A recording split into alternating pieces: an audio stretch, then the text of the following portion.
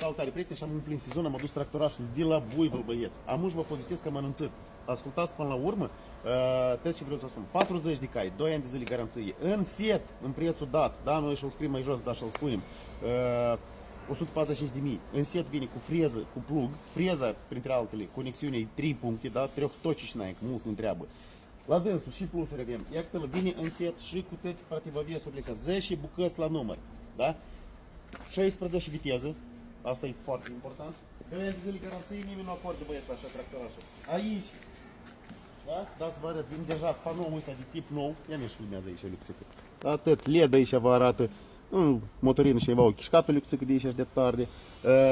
Băieți, ce-ți vă mai spun, ce-ți mai spun la dâns, ce-o spus? 4 cilindri, băieți, 40 de cai, asta tot e...